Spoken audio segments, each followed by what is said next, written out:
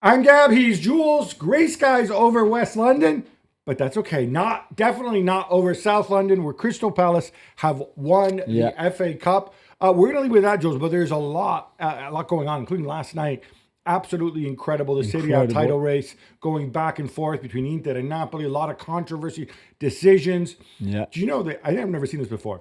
All four coaches in the Inter Lazio and sent off. the Parma Napoli game sent I off. know the Incredible. tension, the pressure. Oh my goodness.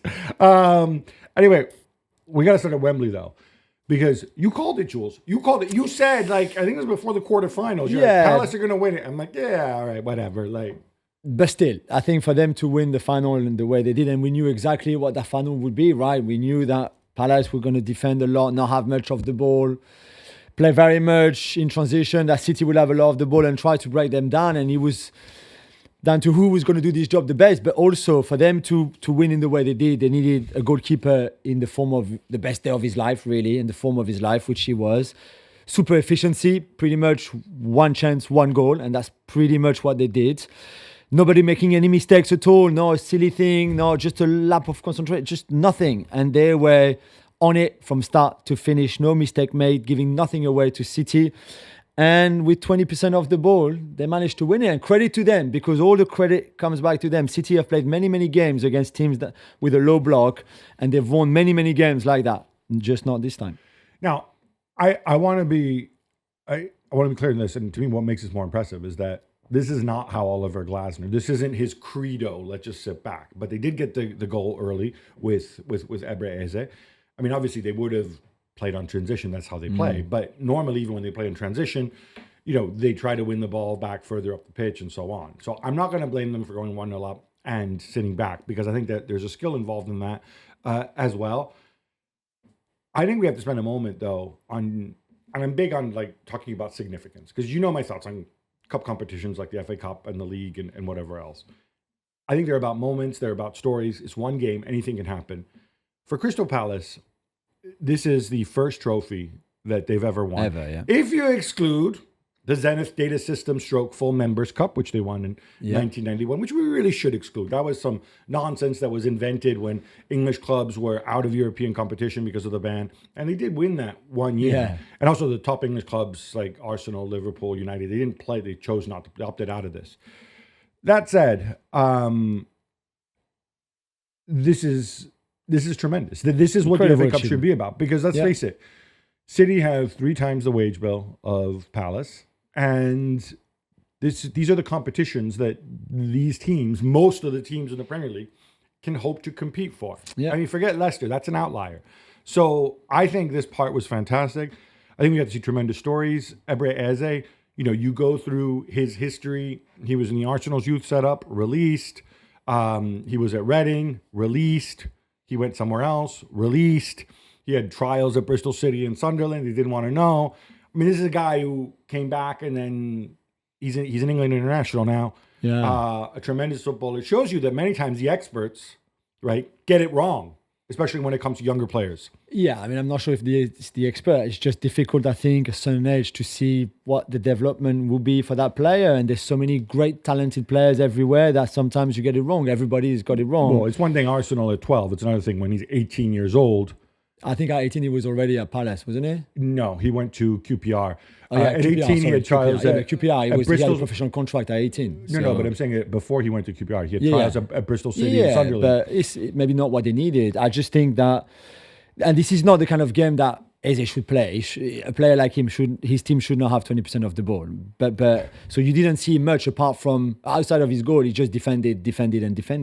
But he did that great, and he sacrificed himself for his team, really, like everybody else, which is fantastic. But yeah, and it's a wonderful story. Same for Dean Henderson, same for Mateta, same for Muno, same for everybody. And I think, and this isn't a slight on City, but the reality is we've gotten to the situation in modern football where this title means the world to Palace. Had City won it, it really wouldn't have meant that much. It would have been their 16th trophy in the last, 8 or 9 years. Yeah.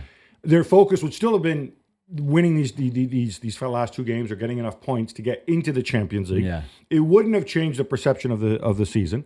All that said, we have to mention it. We'll get into it more on the Gab and Jules podcast, but just your view quickly. The Dean Henderson, I should have been sent off. And that's the other, the other point. To win a game like this, you need to ride your luck. And that's what Palace did. All right, Jules, you said Palace were lucky with that decision. Yeah. I 100% agree with you. That was a denial of goal scoring opportunity. And, when you hear these explanations coming back, you wonder if you're being like gaslit, because the argument. So again, there's a ball over the top. Dean Henderson comes out. I think he doesn't realize. He probably doesn't realize that he's gone outside the box. He said he thought he was still in his box. And he just basically punches the ball away from Haaland. And so there's a VAR review, and they come back with, well, Haaland was moving away from goal. Now, if he was moving away from goal, it was marginally away from goal, but we all know what would have happened. If he doesn't punch it, Haaland hits the ball past him. Yeah.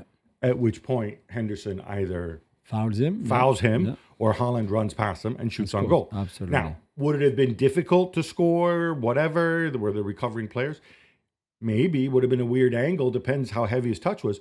But the rule says the rule doesn't say denial of goal. It says denial of goal scoring opportunity, and there's no question Haaland would have had a goal scoring opportunity. Absolutely. So in that sense, I think City were kind of screwed by this decision. I just don't understand how somebody can get that one wrong, though. I really don't. It's like, really, how many referees were involved in that decision? So the two VAR, right? There's two in the VAR. One's an AVAR, but yeah. But still, it's the two plus the normal referee. I guess the fourth referee has also the mic on, could maybe say something from what he's seen. The two linesmen also have the mic on and can also, if they want, say something from where they were and what they saw.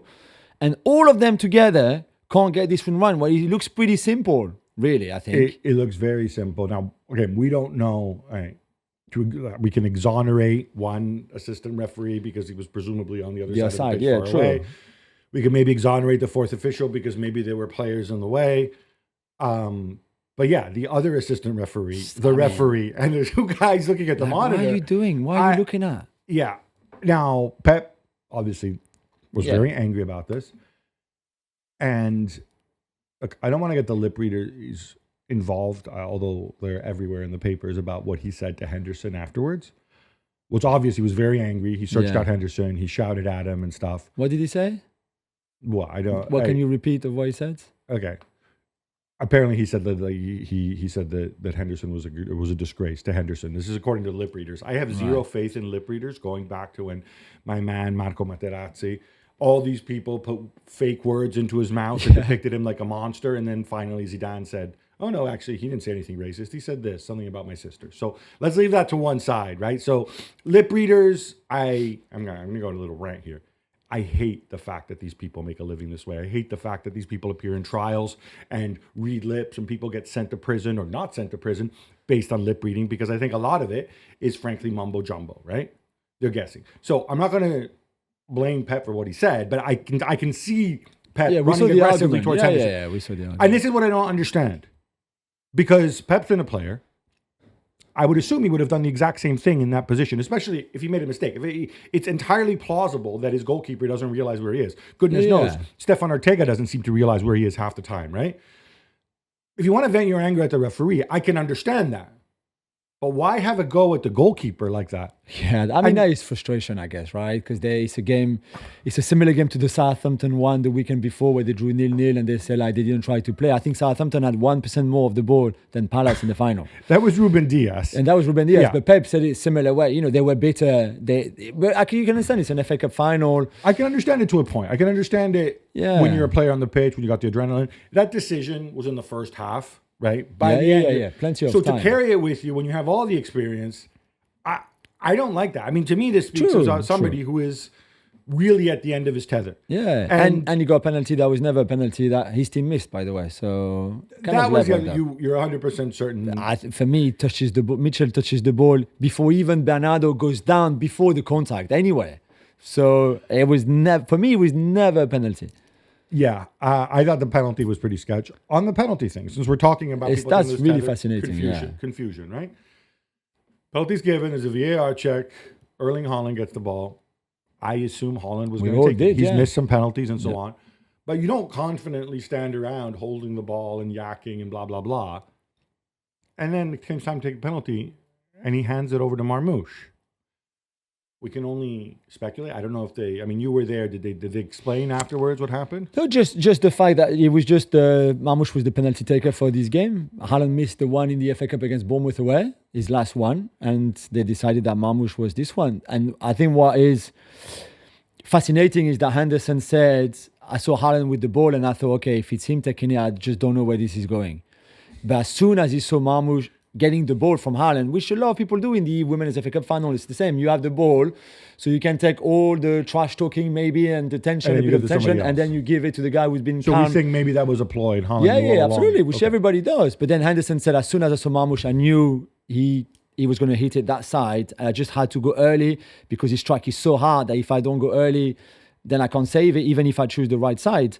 And he was right. But it's funny to think that he sees Haaland and think, oh, I'm not sure where I'm going to go now. And that clearly plays in his mind. Whereas he sees Marmoush and says, he's going to be here and I have to go early. And he went early, really early when you look again at the penalty and got it.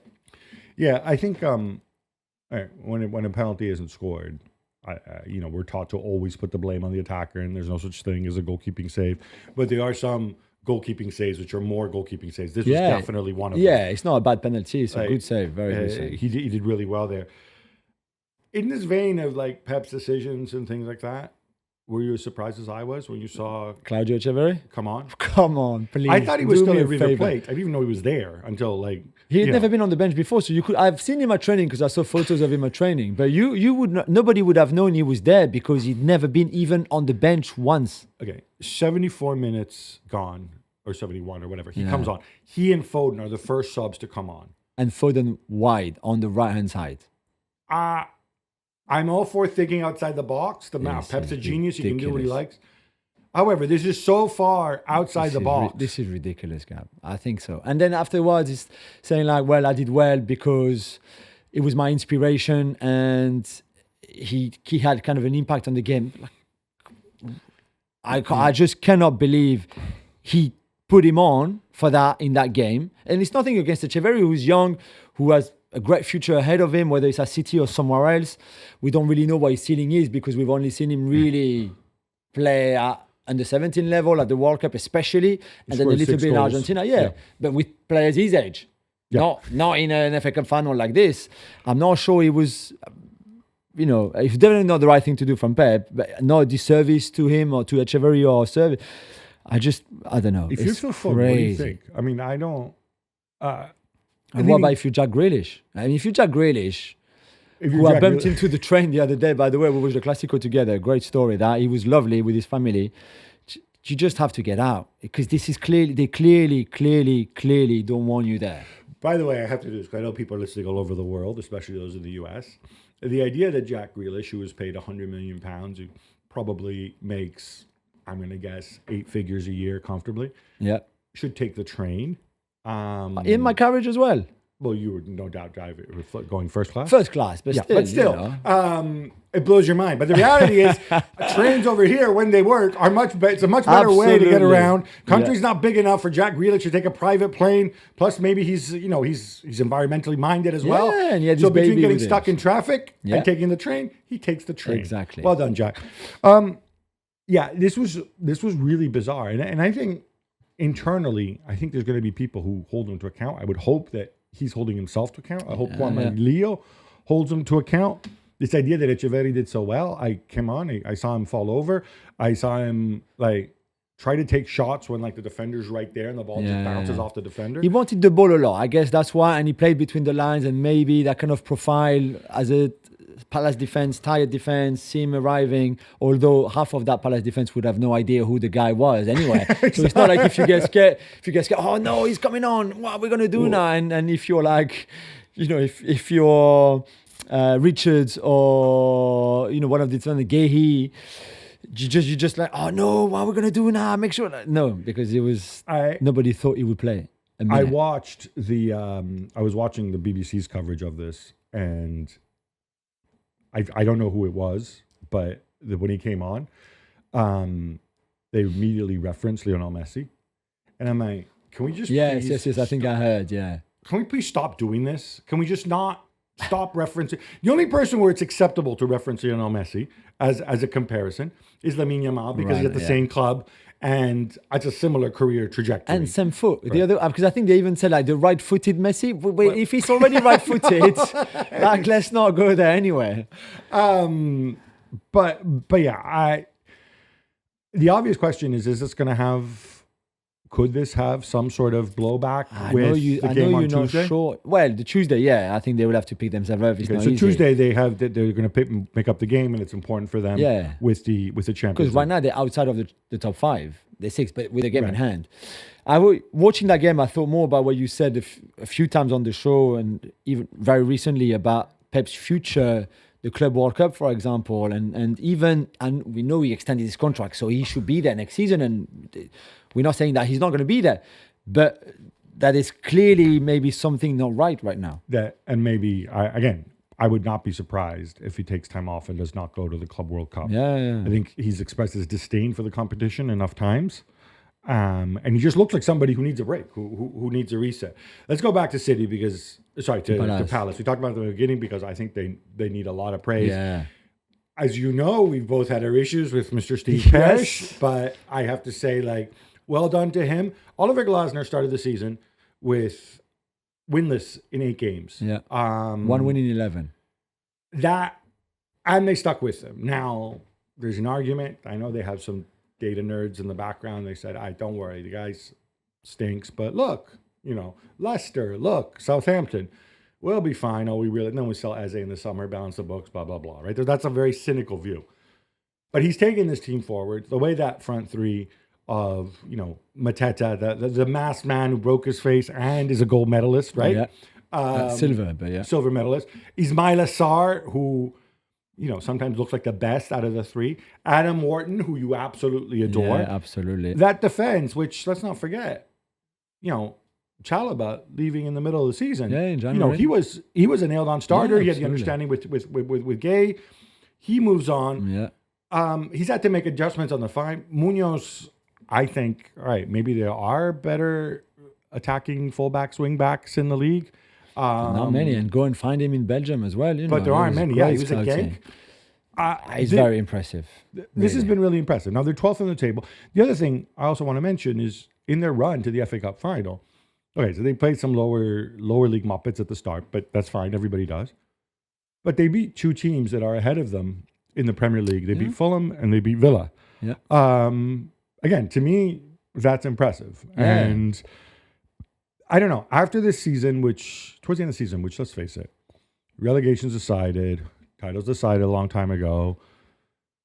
Yeah, the Champions League race is the only thing kind of keeping us alive. To finish with this kind of final and to have this upset and to not have a situation where a team can screw everything up this year and still walk away with the FA Cup. I mean, it made me happy. I'll come on and say it. It's not that I'm biased against City, but I think it's a tremendous story, and I'm really happy for Palace that they won. Yeah, maybe the best fans in the country too, or one of the best atmospheres certainly at Selhurst Park. I think but the start of the season, just to go back on that point, was always going to be slow because you lose Michael Olise, which if you're Crystal Palace, you cannot replace Olise. You can buy a young player or a player like Ismaila Sarr that you will hope will have some impact on it, but it was never going to be like Olise. Very different player from... Also, but even if you try to match with the stats and the data somebody in the profile of Olise, you can't buy somebody who's worth 60 million now and ready to play for Bayern Munich and for France starting. This is not what Palace do. City can replace like for like because they have the money, they've got the power, they are one of those clubs. Palace are not. So that was the first thing. Mateta, obviously, coming back from very late from the Olympics, not having gone through a preseason fitness-wise, was obviously behind everybody. Same for Anese, who went to the Euros with England, went really far. That shortened his preseason too. So there was a lot of factors that could explain that slow start. But you're right, there was always going to go one way, better. And even I think if they don't go that far in the FA Cup, they finish top 10 for sure, maybe even top 8, like ahead of Brentford or Brighton, who are now in 8th position or fighting for that 8th place. It's only they slowed down lately because I think they were all focus, and rightly so, on the FA Cup and winning it. Now look at that; it's an incredible achievement for that club. Final point on City. I want to go back to this. All right, Jeremy Doku. Maybe it's my weakness that I really like the guy, and I think he's really, really good. Late in the game, I felt like I was watching Barcelona against Inter, where it seemed that the only spark was going to come from giving the ball to him and him trying to take on 50 players like Yamal does. And loses the ball. Yeah, and that doesn't work. Has Doku kind of gotten the short end of the stick I here? don't know. Put it this way: should City's rebirth, should he be a key part of City's rebuild this summer? Yeah. I think you need a player like that in your team. You need a winger that has all those attributes. But this final also showed City's limitation. And on another day, they win this game because they've had enough chances. We said about the penalty, the red card, all of that. So on another day, they win. But it also shows the limitations this season. You can't just, like you said, Gab, your game plan cannot just be pass the ball to Doku and then let's see what happens. Because also he's Doku and he's not Lamine Yamal, or he's not like a winger that always gets it right. His decision making is still shaky at times, to be kind here. And there are sparks and there are good things, and he forced Henderson to a couple of good saves. But overall, there's a lot of things that he could do still better. But that just cannot be your game plan. And I think this game also showed what City have been average this season. Final shout out to Kevin De Bruyne. This not his last Wembley appearance, because he's going to appear at Wembley 2027-28 Champions League final with Napoli. Of course. Where he's going to come off the bench and score a free kick in injury time. But for now, it was the last. For now, it is the last appearance. What a player. All right, enough FA Cup. How about some quick hits instead? Let's go, Gab. Napoli are held 0-0 by Parma and Inter 2-2 by Lazio, which means the gap remains a single point heading into the final round of Serie A games. Jules, let's start with Napoli. They hit the woodwork 2-3 times. They have a penalty overturned by VAR deep in injury time, and Antonio Conte gets sent off. So a low-key night. Absolutely low-key. What a game, really. And Napoli didn't play well, but they haven't played well, really, for most of the season. It's not, they're very efficient. That's what they do. Although Frank Zambo-Anguissa deserved to score just for if we haven't seen the move, and like a bit of a Gascon-esque, Letizier-esque, whatever one you want to put it, and then hitting the post. But Parma are a good team, and a lot of teams have dropped points in Parma this season. So this was never going to be easy. But Conte got sent off. I mean, both managers, by the way, got sent off in that game. It was that kind of tension. Should not have been sent off. Conte was shouting at Kivu's assistant, my friend Antonio Gagliardi, who's previously Roberto Mancini's assistant, and who worked with Conte with the Italian national team. But Conte just shouted, a bundle of nerves. Yeah, Conte screamed at everything all night long, really. But they were lucky, Gabi, because there was also wild stuff at San Siro, when Inter twice took the lead against Lazio and twice got pegged back. And the game finished 2-2. This is unbelievable. Lazio, of course, really going for it. I mean, Parma went for it too because Parma needed to stay up. Lazio, of course, fighting to get into the Champions League. In the end, Inter twice take the lead. Key moment, the Jan Bissek handball in injury time. Now, this is a classic situation where a young player he just makes a silly mistake. Yeah. He's, I forget who it was shooting, but Bissek stands up. He's got his hands behind his back, where he's supposed to do it. As the guy shoots, I think it might have been Castellanos. Yeah, I think it might have been. He jumps, and so in jumping, his arms are behind his back. His elbow goes out a little and then comes back in. And you can't do that. You can't do that in an age of VR. Just stand still. You're 8 feet tall. He can't get the ball over you. Yeah. I mean, Bissek, who scored the opening goal, by the way, for Inter. So it was a great night so far. Look, none of this would have mattered if Marko Arnautovic had missed an absolute sitter at the end in this wild ending where Francesco Cervi by now is just Inter center forward, like the last 10 minutes, like he did against Barcelona. Of course, both Inzaghi and Baroni sent off. Shout out to Pedro as well. Two goals. About Lazio, two goals, 37 years old, comes in off the bench. I love, by the way, the Daily Mail headline, like, former Chelsea star. I'm like, I think he's maybe a little bit more associated with Barcelona. But whatever. Inter furious about some of the officiating. There was a Rovella foul as well, which probably should have seen him sent off. Yeah. They've gone into a media blackout saying, we don't want to say anything that gets anybody suspended ahead of the final game. So stay tuned. This is going to be a nail biter. Now, Jules, as we record this, we just found out when they're going to play the final round of games. Talk us through why they can't just play on Sunday. So Sunday is the last game week of the season, game week 38, of course, in Italy. The title is up for grabs, 1 point, as we've been saying, between Napoli and Inter. But as we've explained since 2023, this new rule came back from before, where if two teams are level on points at the end of the season for the title, and the head-to-head is irrelevant and the goal difference is irrelevant, then you play a playoff final, spareggio. You play a one-game playoff final to decide who wins it. That's right. No goal difference. No head-to-head. I don't care about these things. These things are stupid. Let's settle it on the pitch. Mano a mano. Listen, I'm so critical of Italian football. This is the one thing that we get right. You like Everybody should do this. The only problem this season, Gabi, is that Inter have qualified for the Champions League final. So if on had Sunday... to ruin it for everyone. I know, but if on Sunday the two teams were still level up on points, then they would have to play this pareggio on the Wednesday before the Champions League final on Saturday, because they could not play, of course, after the Champions League final. There would be too long of a gap.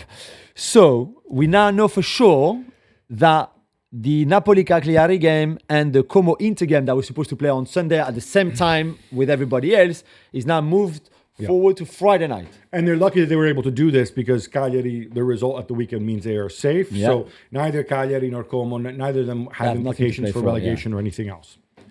And then potentially, if they still level on points after that game, if they are level point of the game, they will play on Monday or Tuesday. We think Monday or Tuesday playoff final. This playoff final, that would be incredible. But we don't think he will go that far. No. Nottingham Forest win away at West Ham 2-1. Gab, your boy, Mr. Marinakis, can still dream of Champions League football. Well, that's right. One is a gift from the goalkeeper, our boy Areola. The other one, a deflected shot. But still, guess what? They all count. Forest did really well to keep their nerve at the end. It got really, really feisty. They don't control their own destiny. Depends on what the City result is. But they played Chelsea last day of the season, head-to-head. They're going to go all the way to the wire. What a season it's been. Jules, we're not done because we have more quick hits. Yes. Arsenal clinched second spot in the Premier League after beating Newcastle 1-0. Jules, Josh Kroenke says they will invest in the summer. Yeah, Mikel Arteta as well. That's what they want. Andrea Berta, the new sporting director, has arrived. This is his first transfer window, so we will see. We know they want a number 9, obviously, and the names are out there for the ones that not just they like, but are available, and that a lot of people like Gyökeres, of course, like Sesko, maybe even Isak, those kind of guys for sure. I'd take a long, hard look at Vlahovic. Yeah, Vlahovic maybe too. I mean, Zubimendi is coming, that's for sure. That's one done. And then maybe a left winger, maybe somebody in defense, depending on who's leaving as well. So it will be a very busy summer from an Arsenal point of view. I need to make a point about this. 3 straight years finishing second. And this really bogs me. When people come out and say he can take you this far, but he can't get you over the line, right? Because I don't think they've won a trophy in 4 years, right? Yeah. This is so stupid. That's not how you measure progress. Look, you always finish second and never finishes first. There's other teams that he doesn't coach and doesn't control.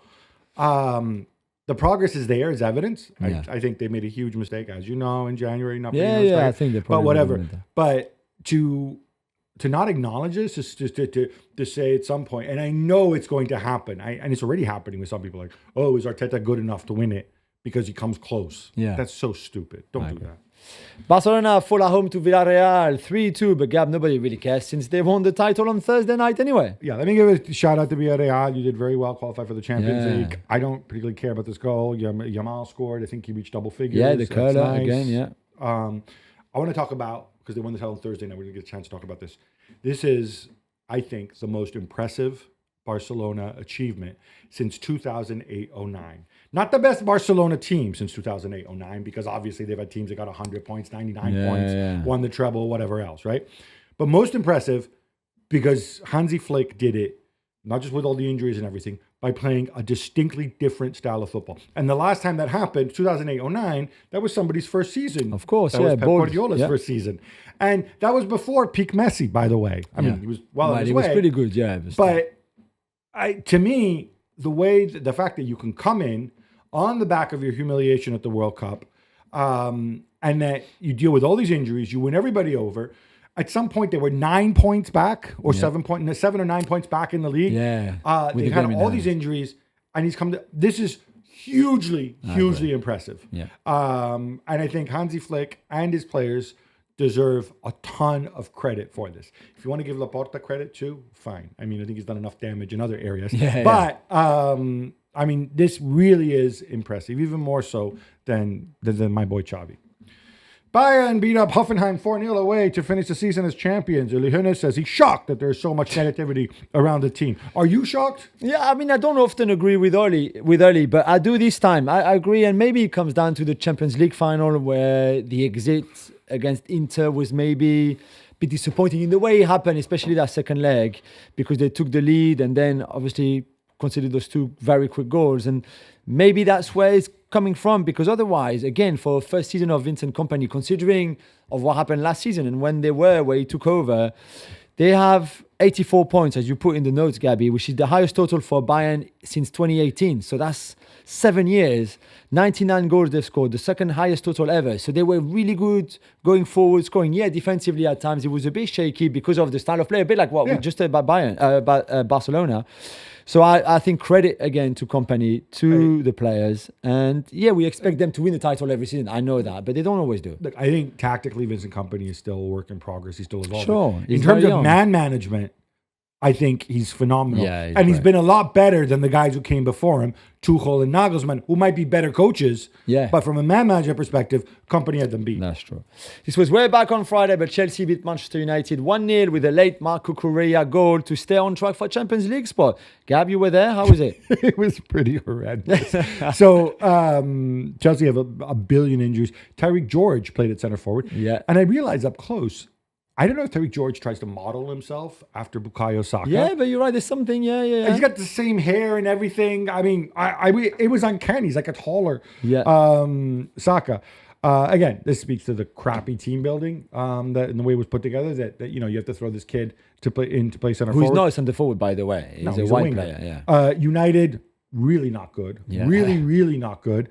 I was surprised he played so many regulars, given that they had the. I don't think this helped United. For Chelsea, eventually they broke through, and it keeps them on track. It's a reminder of how much more they need to work. Oh, and Moises Caicedo is really good. But I think we knew that. Yeah. Sevilla have 2 men sent off, and Real Madrid leave it late to win 2-0 at the Sanchez Pizjuan. Jules, Kylian Mbappe is up to 41 goals on the season. He's 4 clear of Robert Lewandowski in the Pichichi race. And he could even beat Victor Gyökeres for something called the Golden Shoe, which our listeners is still a thing. Yeah, you didn't know it was still a thing. It is very much still a thing. You get like a gold, like football boots kind of thing as a trophy. 29 in the league, 25 for Lewandowski, as you said. So with 1 game to go, it should be his.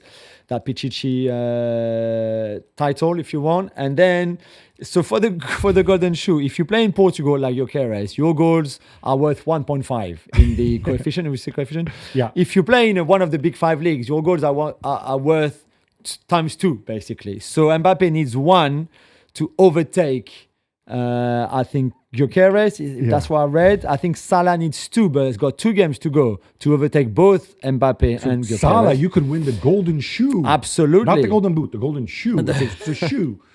Patent leather. So, I mean, it was a terrible game. Sevilla were down to 9 for the whole second half after Isaac Romero's stupid tackle, after just coming on at half-time.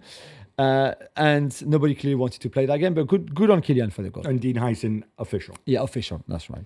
Santi Jimenez gets sent off after 21 minutes and Milan fall to Roma 3-1. Gab, Sergio Conceição blames the referee and gets sent off.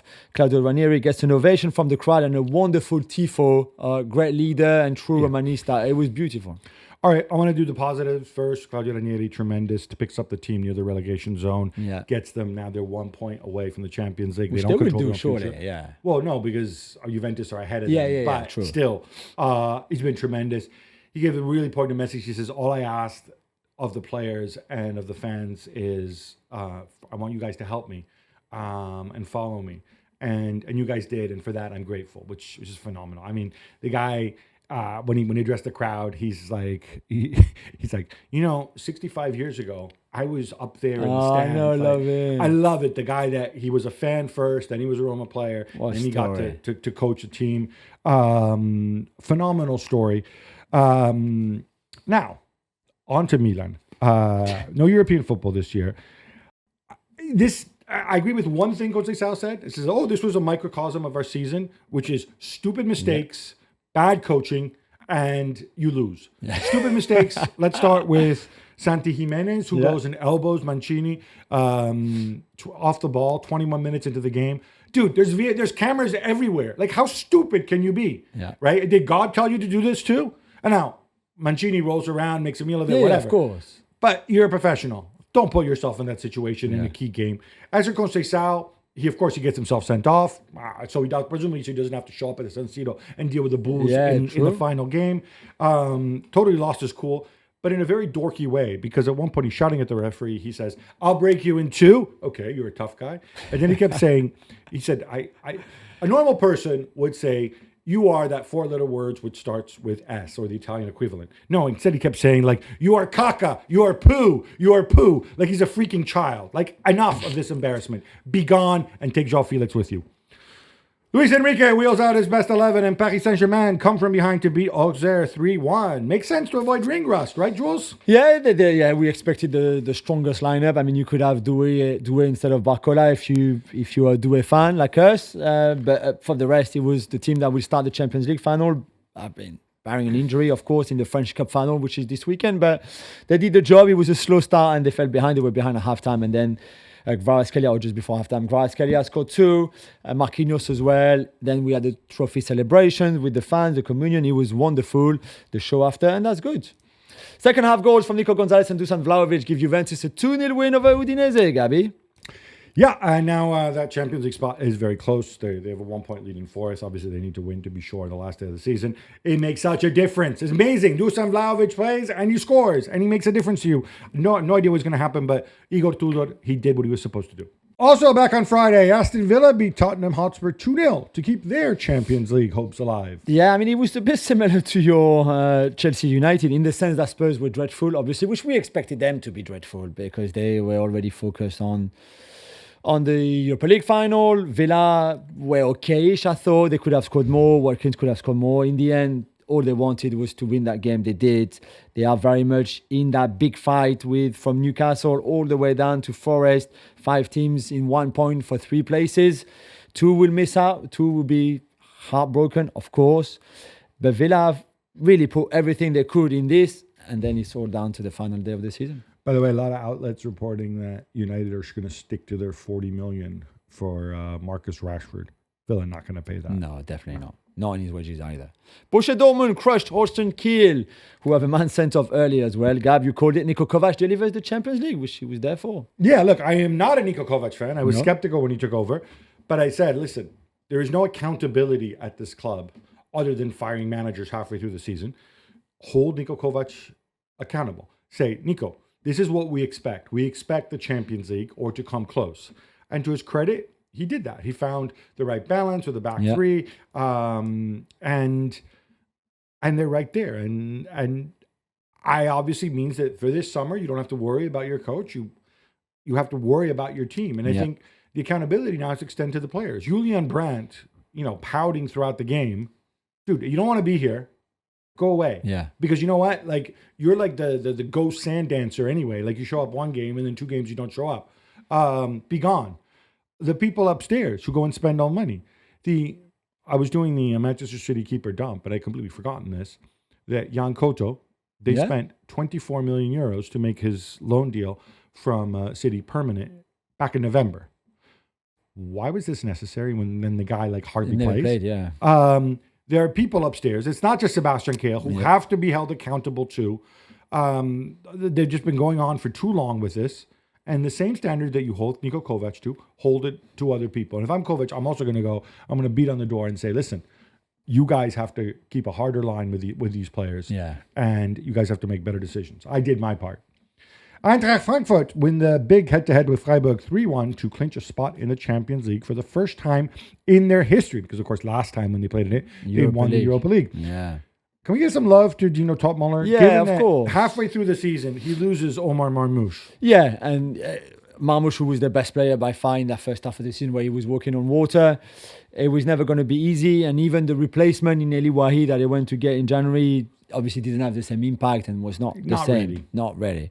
But Hugo Ekitike carried them through still. Collectively, they did. Top Moller, who for a long time was an assistant, of course, and then stepped up to be a number one. And maybe if we were a bit skeptical at the beginning because it was a slow start, has done an incredible season, really, considering they also reached the quarterfinals of the Europa League against Spurs and lost that. So well done to them. And for Freiburg, I think they would be a bit disappointed because they were in the fight for that the Champions League places, but they will still, for Julian Schuster's first season, to finish 7th, I think they are, is a great achievement in itself for such a small club anyway.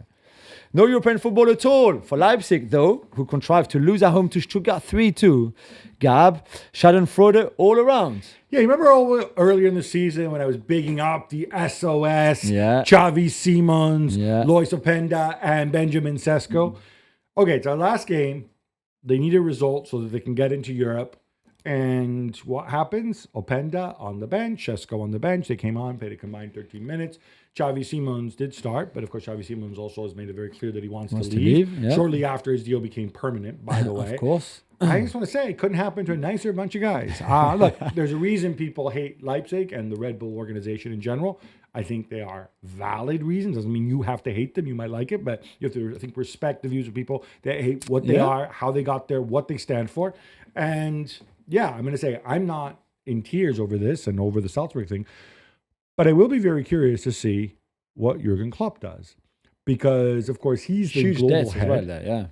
And what does he do now? Does he get so overly excited and gets involved with the Paris FC project? There was a meme going around, supposedly from the Friedkins in Rome, the Roma coaches, was just sent Rome. It sent them insane. Now, a lot of people think this is a fake, but apparently it's a video made celebrating Rome, the city of Rome, and they had different sites in Rome, and like the Parthenon, or sorry, the Parthenon, the Pantheon. They had the Colosseum, but they spell Colosseum with a K. And if you add up the letters of the images, it spells Klopp. Right. So, what people in Rome are wondering is Jurgen Klopp going to come Roma. to his senses and say, you know what? Screw these corporate morons. I want to go. I belong to the people. I want to go to a people's club. I was so happy at the last people's club that plays in red. And I'm going to go and do it in Rome. I don't think it's going to happen, but what a story it would be if Jurgen Klopp were to replace Claudio Ranieri. That other than, he must be getting bored with his current job, right? Yeah, surely he's not enjoying it. He needs the pitch. Julian Alvarez scores twice in Atletico Madrid, down Betis 4-1 at the Metropolitano. Jules, your thoughts more broadly on Atleti's season and their future? Yeah, I mean, on this game, the free kick from Alvarez, if you haven't seen it, is just exceptional. Really talk about exceptional. bend. Yeah, talk about Ben, and from quite far away too. Exceptional. It's a season that I think this doesn't count really because Betis are thinking about the Conference League final. It must be a season for Atletico where you think, what could have happened? And yeah, Barcelona were very good. We said that.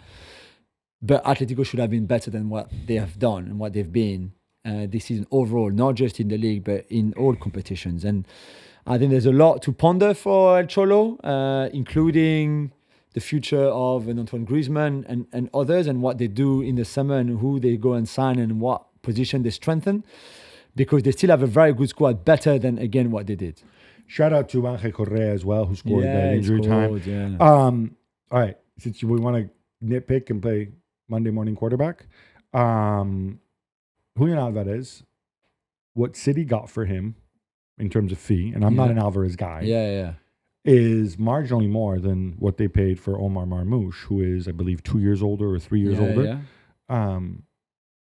I wonder what would happen if you go back in time. I know. Atalanta win 3-2 away at Genoa to seal the Champions League place. Gab, it gets overlooked, but it's another minor miracle.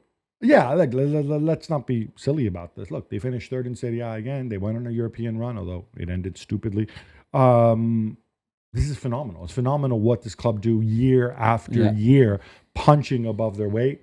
I'm of the mind that because of the massive resource imbalance, we should elect like a moral winner of every league. Maybe I'll write a column in that and say who is the guy who maximizes resources the most in this league? Have a category for that.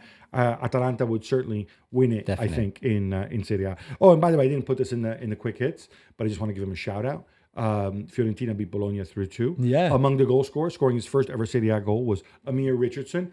And I was thinking, out of all the professional footballers in the world, if we exclude the ones whose dads were footballers, Yeah. but if we include the ones whose dads were other types of athletes, was his dad the greatest athlete? His dad, of course, Michael Ray Richardson. Yeah, Sugar. I think so. Surely it has to be. I mean, I need a bit of time to think. Neil Ayanawi at Lens, his dad was a top 15 tennis player, top 15 in the world tennis player. So Who's that's this? pretty good. El Ayanawi from Lens. So that is pretty good, but still, I think Richardson is probably the best. I mean, Mathieu Pavon, who did really well in golf at the USPGA this week, his dad was obviously a former Bordeaux and France midfielder international. So pretty good, but still He's not a footballer, so he's on a different list. But the son plays golf, not football. That's why. No, I know, but it's among footballers. No, I know. That's Probably like that you're right, question in Richardson. reverse, but yeah.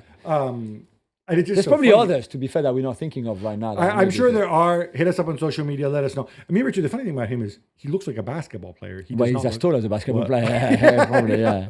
Lovely talent, though. Patrick Schick scores both goals as Bayer Leverkusen draw 2-2 at Mainz to close out the season. Xabi Alonso leaves the club with another record. That's right, Gabby. 34 away games unbeaten in the league. So we know there's the obviously unbeaten season last season, which is incredible in itself, home and away. To add another record, and this season hasn't been maybe as great as it could have been for Bayer Leverkusen. We said that before. Certainly not as good as last season, but it was never going to be. So still well done to Xabi Alonso for the 2 full seasons. I know he took over halfway through the season previously, but the 2 full seasons that he had, wonderful work, and I think he can really leave as a club legend. Liverpool and Brighton kick off in a few hours tonight on Monday night as we record this show. But Gab, what do you make of Conor Bradley's new contract? Yeah, he did deal through 2027, extended another 2 years through 2029. I think pretty much a no-brainer. They're going to give him a chance to compete for that right back spot with Frimpong, assuming Frimpong arrives, but I think we all think he will be arriving. Homegrown, very popular. I think would have also had some injuries this year. Otherwise, I think would have played even more. That's the kind of player you want to keep around. Is he good enough to be your long-term right back? I don't know, but this way you protect this transfer value and you give him a shot. Nice destroy Brest 6-0 and Lille beat Reims 2-1. Stade Reims, actually. Both finished 4th level on points, but it's Nice and Jim Ratcliffe who get to play in the Champions League next season, even though he's bored. He is really bored. With them. I mean, he's bored also with the Manchester United women's team. We'll be getting to that. But he's bored. He seemed with a lot of things right now because Nice were great against Brest, who were already in the Maldives on holidays. But still, it's a wonderful season for them. They were terrible in the Europa League, but really, really terrible in the Europa League, but very good in the league. 4th place, just about in this big fight. The suspense was almost as intense as in the English Premier League. But yeah, well done to them. The club is still up for sale. So I guess maybe if you're trying to sell the club, it's good that your club is finishing in the Champions League position, although they will have to go through 2 rounds of qualifiers, by the way. They're not in the Champions League just yet. But as we saw with Lille last season, it's possible to do it, but they won't be seeded either. So they will have 2 tough games. Now, obviously, they're 4th because of goal difference. I already said my piece on this, but this is the evidence. This is kind of the evidence, right? Last day of the season, Lille are playing Stade Reims, who need the points because they're going to go to the playoffs. Obviously, it's tough for them. Yeah, they're going to put up a fight. Brest, leaving aside that it's a body part, as you said, they're already on holiday. Yes, they scored 6. If they needed, I feel like if they needed 10, they would have had 10. Yeah, definitely. PSV Eindhoven and our boy Peter Bosch are Eredivisie champions, winning 3-1 at Sparta. Not a surprise given Ajax collapse. But Gab, are you surprised that Francesco Farioli is linked with the Spurs jobs after resigning and leaving Ajax this morning on Monday morning? Yeah, I mean, this is fresh news as we record this that he's resigning. There's 2 ways to look at this. I mean, the old school is, dude, you had a 9-point lead and you collapsed when it mattered. Yeah. I mean, that is an unpardonable sin. I mean, there may have been bigger collapses. I don't think so. Not in the Big 5 leagues. I looked it up. I mean, this is really bad. This is a major stain. On the other hand, you could look at the fact that this was Farioli's first season. They weren't expected to be competing for the title. I think they sold players for something like 65 or 70 million. Only bought players for 13 or 15 million. So it's something like that. Yeah. He's settling into new league. Then they lost other good players, like they lost Wrench in January as well. PSV Eindhoven and the Bosch, much better resource. Yeah, much better squad overall anyway. And a much better team. Yeah. So to get them to that point, I think is impressive. But we were talking about Australia, though. Is it a great look when your last two jobs at Nice and here are both one-season jobs and you don't stick around? Yeah. Are you really curious? I mean, do you think he's somebody Spurs should look at? I think he's a bright young manager. I think he has a lot of really good qualities. I don't know why he wants to move so quickly, because he could have easily stayed at Nice. The team, as we've just said, is competitive. Ajax is maybe a little bit different, and I think he explained in his statement after leaving the club that him and the club didn't really share the same views on how to move the team forward. So if you don't get on with your bosses above you, then there's no point staying. I don't think that was maybe the case completely at Nice. He just wanted he thought Ajax was a better challenge for him. I mean, Spurs would be a big challenge, and maybe he's still a bit young, but I think it's hard to say no to Spurs. If I were Spurs, I would really go and try to find out, because obviously Ajax are in a terrible financial position, as we know, for different reasons. How clear was he? What did he tell Ajax when he interviewed for the job? Was he aware of how bad the situation was? Did he know that? And did he commit to a multi-year project? Because if he did, I don't think you can leave in these circumstances. I would think less of you. Nice, different. Although again, you're at a club where the club owner doesn't care about your club. He's moved on to a new toy. Yeah. I could also understand that, and thinking that the bottom would fall out at Nice. And but I definitely want to monitor. Would you sack Ange even if he wins the Europa League? Yeah, I think he's gone already anyway. All right, yeah. Okay, just checking. Chelsea win the Women's FA Cup final, beating Manchester United 3-0 to win the domestic double. Happy days for Sonia Bonpastor. Yeah, domestic treble even, Gabby, because they also won the League Cup, of course, the League Cup, FA Cup. And is there a Women's Community Shield too?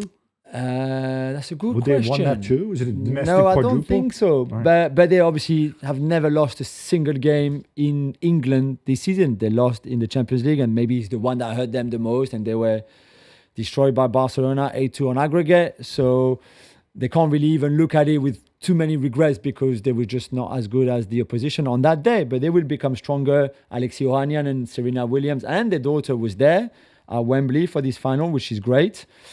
And this Chelsea, I think, for a first season for Bonpastor, is a wonderful achievement to win this domestic treble. Yeah, it did not, and let's not forget, it's never easy replacing a legend. Yeah, exactly. Even speaking of that final as well, Gabby, Jim Ratcliffe was notably absent. Is this a big deal? I don't think it's a big deal that he wasn't there per se, because one of the Glazers was there, Avi, I think. And of course, they're the people who really own the club, not him. And Omar Barada was there, and Jason Wilcox. Yes. Although, again, is he technical director for both the men's and the women's team? I think so. Two different skill sets?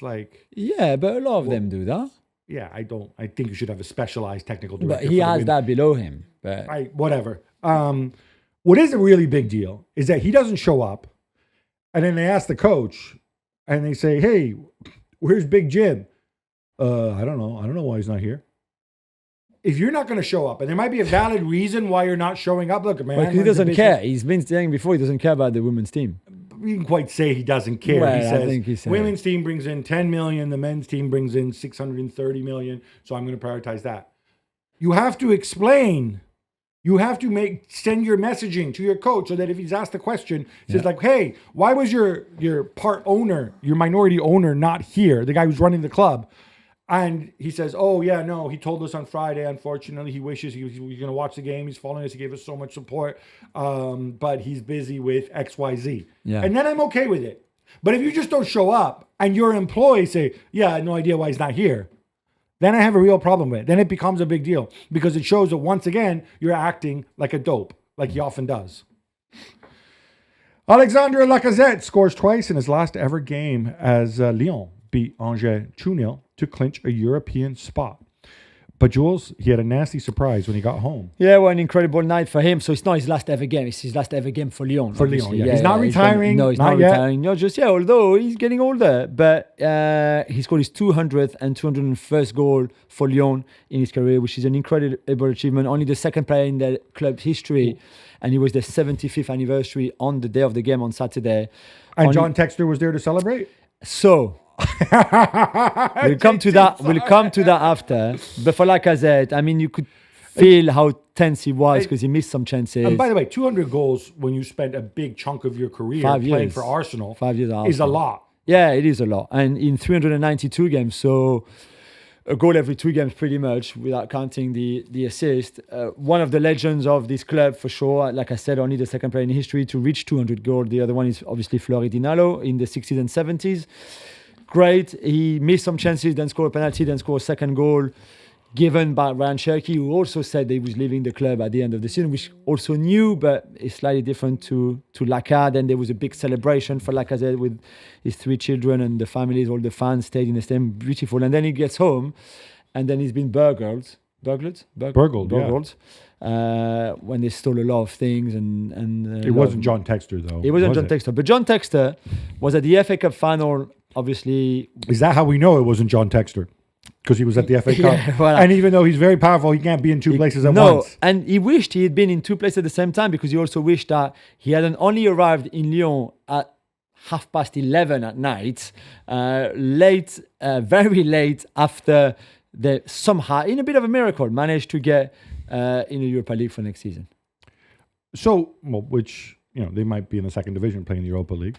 So to be fair to Textor, it's hard to be. Like one is kicks off at 5 French time or 5:15, and the other one at 9 French time. So I think he did as quick as he could. He could not just be at the 2 stadiums at the same time.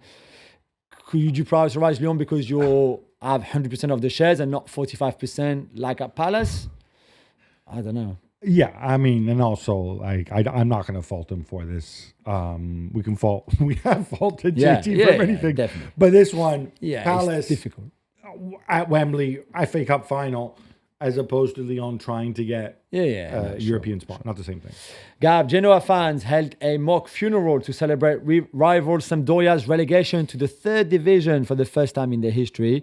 But could they already be rising from the dead? Okay, so first of all, this whole mock funeral thing, I find it... It's a bit creepy. I think it's creepy. It's tasteless. These weirdos also, they did it when Sampdoria were officially relegated last week, and they did it again before the Atalanta game. Like, are we creative?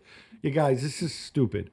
But the funny thing is, the joke's on them, because thanks to the incredible, never-ending resources of former Leeds United owner Massimo Cellino, former Cagliari owner as well, now owns Brescia because he likes... that's football, what he does. Right? Yeah, he likes football clubs. So news broke yesterday that he's coaching Brescia in Serie B. That essentially there's some financial irregularities. He tried to pay for some players. How do you call them? Kind of like contributions to some players' taxes that he's on the hook for. They're kind of like the Social Security, National Insurance type payments. He tried to pay for them with tax credits, which apparently is not allowed. And they told him it's not allowed, and he did it anyway. And he's got another round of payments, which also paid the same way. Long and short of it is they're talking 4 points penalty, which revolutionizes the table because Brescia now move into the bottom 3, which pushes Sampdoria not to safety, but it puts them into the relegation playoff. Yeah. So Sampdoria, you could have been in Serie A. They could have been in the 3rd fight for the first time in their history just for a couple days. They're going to battle it through. With Lombardo at the helm. The bald eagle flies again. God, what could go wrong? By the way, great weekend for the Eagles, right? Between the bald eagle and his former club, Crystal Palace. Back to that Lyon game, Jules. Lyon was holding a campaign with players wearing anti-homophobia messaging on their jerseys.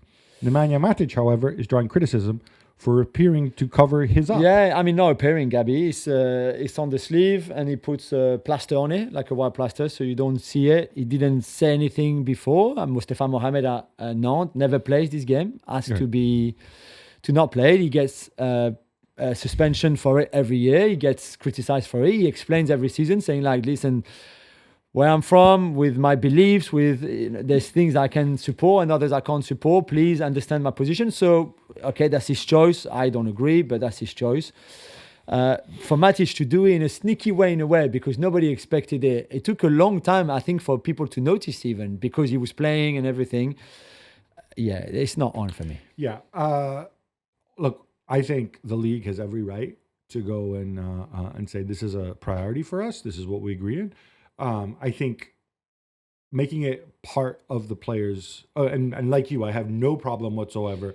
I mean, I like you, I disagree with him, but the guy Anand coming out and saying, like, I don't believe in this, I'm not going to participate, I will face the consequences of it. Much respect to you. If your religion says, I am not going to endorse this, you have a right to your religion, and you go along with it.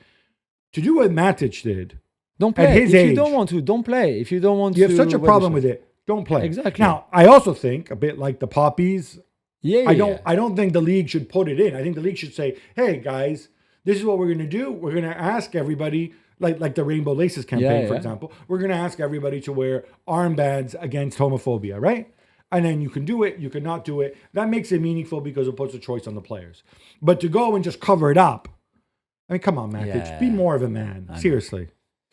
More fallout from that FIFA Congress in Paraguay, Gab. The UEFA Council members protest against Gianni Infantino's tardiness. Yeah, so this all stems, and we told you about this last time, that he was going to be late to the Congress. He had to reschedule a bunch of things because the president of the United States, Donald J. Trump, said, hey, Johnny, you're friends with a lot of people in the Gulf.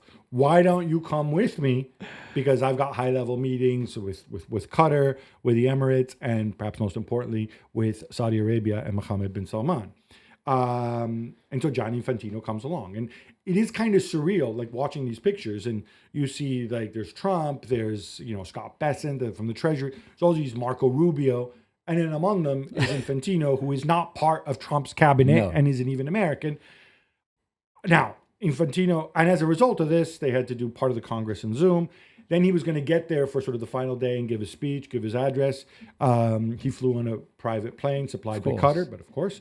Then the plane had to stop to refuel somewhere in West Africa because there's people tracking. That's a great thing. You can track this, right? Of course. But it took more time than expected. And so he was 3 hours late. Which we knew was going to happen. Oh, of course. Now, Infantino has explained, look, we're running a business here. 2025 Club World Cup, 2026 World Cup, and then the Women's World Cup down the road in 2031. These are all going to be held in the U.S. 2026. I have to say this, shared a little bit with Mexico and Canada. This guy's the president. I need to keep him on board because there's a lot of things that FIFA need, from guaranteeing the rights of people to ticket holders to be able to come into the U.S. without having issues with immigration, whatever. And so I want to be on his good side. So if he asks me to come along, especially to Saudi Arabia, who of course are kind of bankrolling 2034, it's my responsibility to go there for the good of FIFA. Yeah. I know. It's still not a good look. No. And UEFA's UEFA president, Alexander Shefrin, and other UEFA officials who are part of the FIFA Council, they staged a walkout. But again, it's kind of hokey because, like, what they do is they're all up on the stage because if you're FIFA Council, you get to sit on the stage. Yeah. And then you have a coffee break halfway through, and you didn't come back out during the coffee break. And then they had to explain, this is why we didn't come out. We're protesting against it. And then later they issued a statement. It's not a good look. It's not a good look. I think Johnny will have upset some people as well because this is a really big deal to them. I mean, CONMEBOL, who are organizing in Paraguay, they even they own a hotel. They even renamed one of the towers in the hotel the Infantino Tower in his honor. Kind. But I think what it shows is that it's very much a political position, and it's a political organization, his job, and that's how he views it. That's how he interprets it. What is interesting, Jules, is it wasn't that long ago that countries used to go and kiss the backside of FIFA to try to host World Cups. Now it's the other way around. Now it's FIFA kissing the backsides of countries.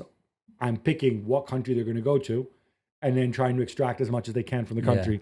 So the world's kind of been turned upside down here. Wild stuff in Strasbourg, Jules, as well. They went into the home clash with Le Havre, hoping for a Champions League place. They end up losing at home to a penalty in the 9th minute of injury time, and they're out of Europe altogether. For now, at least. now, yeah, it can change depending on the French Cup final. But yeah, it was heartbreaking. Paris Saint-Germain lose to Stade Reims. Reims who have to play a 2 legs playoff to not go down against Metz before and after the French Cup final. So just to say that the French Cup final is not going to be Reims' priority.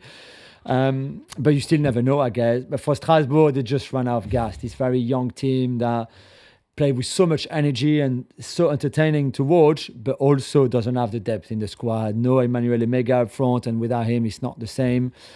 Diego Moreira was not fully fit either, and they took the lead twice. And then, to be fair, Le Havre, who were fighting not to go down, and then it's Reims who will go into that playoff relegation 2 legs games, and Le Havre who are safe because of that win, and it's a Panenka in the 99th minute from Touré who wins it for them. And Le Havre to do it on such a small budget, it's an incredible achievement. So well done everybody at Le Havre. And for Strasbourg, it's been a great season. They can still make Europe, the qualifiers of the Conference League, to be fair. And I really hope they do because they deserve it. Get Chelsea fans excited. How big is the gap between Emega and Nico Jackson right now? Not big. And it's not big between Andre Santos and... Well, you can't say Romeo Lavia because... He's always injured. And Caicedo is very good. But Andre Santos easily has a place in the Chelsea squad, for sure. And I could even go down to Petrovic, who has been incredible in goal this season. Really? Incredible. I mean, there's a save in this game that you would not believe. From what we've seen from, Jorgensen I like, Sanchez not so much. Petrovic has a better season than both of them combined. So I don't know what's going to happen. I don't know what Bluco is going to decide to do or not. And by the way, Ekbali was there at this game to see Strasbourg losing in the 99th minute. He was there when they lost in Paris 4-2. He was there when they drew at the last minute at home to Nice. Like, just don't go. Actually, just don't go because you are clearly jinxing this young team. Send Bowley instead. Yeah, exactly. Gab, that CONMEBOL proposal to expand the 2030 World Cup to 64 teams won't go away. No, it won't go away. And I was speaking to somebody who suggested that actually they don't really want to have a 64-team World Cup. But what CONMEBOL really wants is they look at this and they say, all right, so because it's our centenary, and we're celebrating this by having those 3 games in Paraguay, Argentina, and Uruguay. What if we had an entire group stage in Paraguay, Argentina? Okay. So they're trying to get more games there. How do you feel about it? It kind of makes more sense, right? Yeah. The one game in one country doesn't make any sense to me. So if you want Argentina, Paraguay, Uruguay, because it's the centenary and etc., to have some World Cup football there, make it worth it. Make it at least 3 games for each country. Yeah, and you could, you could maybe play 2 group stages. Yeah. In those, or something in those like that, cities, but more than just one. Yeah. See, there you go. But then come out and say it. Don't this nonsense 64-team World Cup. It's just stupid. More Messi misery, Jules. Inter Miami lose to Orlando City 3-0 in the great Florida derby. Is that a thing? Of course, yeah, it is. 1 win in their last 6 across all competitions. Yeah, and it's not just that they lose again. They lose heavily again. And in this game, in the derby at home as well, by the way, they were well beaten by Luis Muriel, our friend Luis Muriel, of course, 34 years old now, who scored. He's a child compared to Messi. Yeah, absolutely. He's a child, but still very efficient, trust me, and certainly for Orlando and MLS, who were really good in this game. Mascherano has to be under pressure, although he's not really under pressure because he's Messi's mate. So I don't think he could get sacked. Messi yellow carded again. It's not the first time that we see him being really tense. Suarez getting a yellow card as well. It's not looking good at all for them since that CONCACAF Champions League disappointment. Gary Lineker is quitting the BBC's flagship program Match of the Day earlier than expected and won't work at the 2026 World Cup like he was supposed to. Gab, why is this important? Well, it's important. First of all, Gary Lineker is the only I think really the only ex-player that I know of who then he didn't move into punditry. He moved into presenting and became a phenomenally successful host. And I don't think there's anybody who's played at this high level in any sport and then, been arguably even better as a sports presenter than he was as a player. And Gary Lineker, lest we forget, I mean, he was one goal away from being England's all-time leading goal scorer. Yeah, great player, great young career. ones. He was one of England's greatest ever center great. forwards. But it brings up a certain dynamic where he's been very vocal on social media, speaking on a number of political issues, from the Brexit referendum here in the UK to most recently the issues in Gaza. And a lot of people questioned, how does he work for a state broadcaster which has rules about impartiality? Yeah. And then he can go and take these pointed positions, regardless whether you agree with them or not, on social media. And I think it's kind of sad that it ends this way, but I think his superiors bear a lot of responsibility here too. Because his argument is like, well, no, I'm freelance, I don't have it written in my contract. Well, if you're freelance, you're renewing your contract, you write into your contract in the same way that I can't share my views on many political issues, and neither can you, because it's written into my contract that I can't talk about them. And, you know, I think they kind of let it slide for a long, long time. Most recently, he posted something which contained an anti-Semitic slur. He apologized straight away, he took it down. But the point is, maybe you don't wade into these areas when you represent essentially the state broadcasting. They don't like to be referred to as a state broadcaster, but that's essentially what they are. It's taxpayer money that's paying for it. Jules, this brings us to an end, but we got to come back on Thursday because we have the Europa League final. We'll find out more Wednesday about City's fate. Until then, love the game, love your neighbor, love yourself.